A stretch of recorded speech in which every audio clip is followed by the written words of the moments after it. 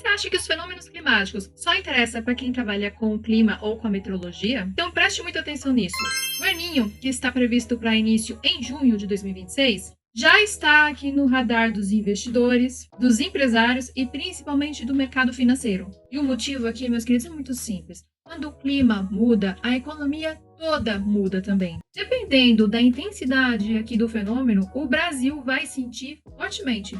Principalmente quando olhamos aqui para os impactos da produção agrícola. Estamos falando aqui preço de alimentos, energia elétrica, inflação e até mesmo no comportamento da bolsa. E quem consegue entender isso, consegue se planejar muito bem antes. Então, no vídeo de hoje eu vou te dar um resumo do que é o El Niño, por que os investidores estão tão atentos, quais são os setores que poderão sofrer e quais são as áreas que podem se beneficiar. Porque quando as pessoas só reagem no momento que o preço muda, os investidores natos tentam prever, antecipar aqui os movimentos. E fica até o final que eu vou te mostrar algo muito importante, como os fenômenos climáticos podem afetar a vida de quem nunca investiu, por exemplo. Bom, vamos primeiro entender o que está acontecendo. Aqui a matéria do Globo Rural já nos apresenta uma mudança prevista aqui para junho de 2026. O El Niño deve se firmar em junho e fenômeno muito forte fica muito mais provável. Aqui a gente tem um olhar aqui atento para o sul do Brasil, né, que deve ter já chuva extrema e pode chover até mesmo em lugares que as áreas são tipicamente mais secas nos próximos meses. A gente vai observar esse fenômeno aqui acontecendo. Aqui a gente tem um mapa de calor, a gente vê que os meteorologistas já estão aqui com uma certa confirmação nas próximas semanas. Eles vão chegar aqui na região do Pacífico Equatorial, já com a temperatura acima do normal, indicando a formação do fenômeno climático, e que os sistemas de monitoramento apontam a probabilidade de uma ocorrência forte, muito forte. E atualmente não vai ter dúvida de que o El Niño vai se formar novamente e que seu início aqui oficial provavelmente será durante o mês de junho. Isso já está previsto. Inclusive, há um destaque aqui especial. Em maio, a temperatura na superfície da água no Pacífico está meio grau acima dos níveis normais. É o mínimo para começar a se falar em El Niño. Então, a consolidação desse fenômeno climático depende da manutenção desse aquecimento das próximas semanas, o que já é esperado. O que a meteorologista aqui ainda nos afirma é que o aquecimento na região deve ficar muito forte até setembro, né, caracterizando o El Niño muito forte. Mas essa projeção ainda pode mudar, né? Nesse momento, as projeções da Administração aqui Nacional Oceânica e Atmosférica dos Estados Unidos indicam uma probabilidade cada vez maior. Então, a gente olha aqui para um El Niño muito forte, que ocorre quando a temperatura fica pelo menos 2 graus mais quente que o normal do Oceano do Pacífico aqui equatorial.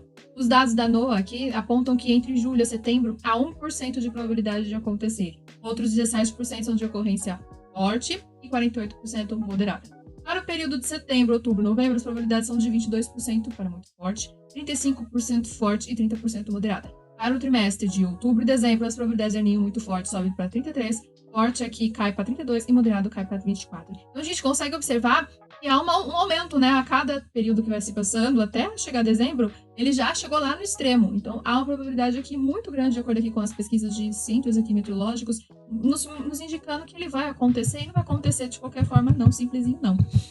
A previsão aqui de um ninho moderado diminui até o final deste ano, e o El Niño forte cresce até setembro, até a primavera de 2026. Mas a probabilidade de um ninho muito forte só aumenta, né? Então a gente observa aqui na visão de um meteorologista que não há dúvida de que o clima no Brasil terá uma influência aqui de El Niño forte na primavera, tá? Então, e ainda que não seja certa a evolução desse muito forte, né? Que a gente também está trazendo. E aí ele vai nos trazer aqui que há surpresas também, né? Também em análise divulgada no site, Metsul Meteorologia, ressalta que El Niño de 26 para 27 será diferente do anterior e pode apresentar surpresas aqui em seus efeitos sobre o clima do Brasil. Os meteorologistas aqui indicam a possibilidade de ocorrer mais chuva do que costuma cair em situações típicas. Ao contrário do El Niño de 23 para 24, a chuva pode surpreender-nos nos próximos meses em diversas áreas do sudeste e no centro-oeste do país, com precipitação acima ou até acima da média em alguns estados, né, como Mato Grosso e São Paulo. Nós já estamos sentindo na prática, no mês de maio, um tempo diferenciado. A gente, a princípio, sente um frio, né, bem forte acontecendo, mas também, ao mesmo tempo, chuvas, né, tempestades no meio do mês de maio já é diferente, né, esse final de semana, por exemplo, do dia 23 e 24 de maio, a gente conseguiu perceber essa forte influência aqui. Então, resumindo de uma forma geral, nós estamos olhando o fenômeno de que as águas quentes, especificamente aqui do Oceano Pacífico, estão surgindo. E que essa mudança, ela está provocando mudanças climáticas não só aqui no Brasil, mas vai alterar o clima do planeta inteiro. Quando a gente olha para o Brasil especificamente, a gente está olhando chuvas excessivas, principalmente na região sul do país, secas em regiões como Norte e Nordeste, impactos aqui na agricultura, principalmente mudanças aqui no nosso sistema de energia. Quando o clima afeta aqui a produção e a energia, o seu dinheiro vai sentir junto. Quando a gente olha para menos produção, pode significar também aumento de preço nos produtos, nos alimentos. E claro, problemas hídricos aqui também estão junto, inclusive influenciando o custo da própria energia. As consequências chegam no supermercado. Nós já estamos vendo aqui uma mudança esperada para o segundo semestre de 2026, inclusive com a possibilidade aqui de eventos muito mais fortes, que podem abalar a economia de uma forma geral. E você pergunta como é que a gente sente isso nos investimentos. Quando o investidor olha e costuma pensar, será que setores podem subir com a mudança do tempo? El Niño vai impactar a produção agrícola global, alerta especialista. Então, a gente vai observar aqui a matéria que a CNN traz, e o El Niño chega com 100% agora de certeza e dependerá e deve impactar a produção agrícola não apenas aqui no Brasil, mas no mundo todo. Eu estou dando aqui um alerta que esse especialista está acompanhando de perto, né? E que, inclusive, na manhã do dia 19 de maio, uma semana atrás, Santa Catarina decretou estado de alerta por 180 dias. Então, a gente está vendo agora em maio esse padrão acontecendo. A gente olha também os Estados Unidos, né, tendo um maior cuidado aqui com as condições, inclusive com alerta aqui de que o El Niño não se comporta de forma uniforme ao redor do planeta. Também nos destaca que o setor agrícola aqui brasileiro já enfrenta uma conjunta adversa antes mesmo dos efeitos do El Niño se fazerem sentir plenamente. As estrelas do mal estão todas alinhadas para a produção agrícola brasileira, já que ele afirmou. O especialista enumerou uma série de fatores negativos que se acumularam desde o começo de 2026, como a inadimplência alta, os juros elevados e o aumento de custos e queda aqui de preço. Além das dificuldades financeiras, né? O Brito aqui apontou que a guerra do Oriente Médio também contribuiu aí para um aumento expressivo no preço dos fertilizantes e para uma perspectiva de escassez do insumo. Não vai faltar fertilizantes na próxima safra, e é o que ele está nos alertando aqui.